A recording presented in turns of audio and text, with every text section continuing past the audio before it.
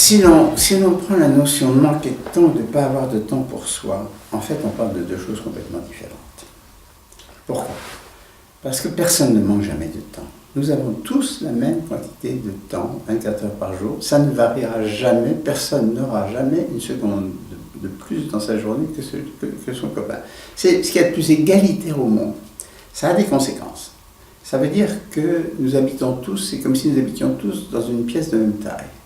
Et la manière dont nous meublons cette pièce détermine notre vie.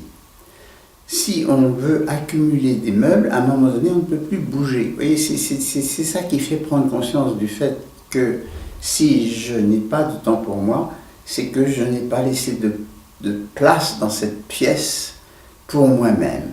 J'ai voulu le remplir avec d'autres choses, ou on m'a forcé de le remplir avec autre chose. Alors, ce qui se passe souvent quand on est coincé par cette angoisse de ce que l'on appelle manquer de temps, mais encore une fois pour moi ça n'a pas de sens, c'est on ne manque jamais de temps, on utilise plus ou moins bien son temps, ou plus ou moins pour soi ou pour les autres. Et c'est la gestion de temps, c'est la gestion de soi.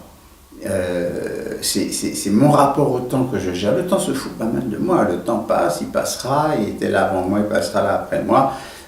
Ça lui est totalement indifférent, rien ne bouge, c'est comme un escalier roulant qui roulera de toute façon.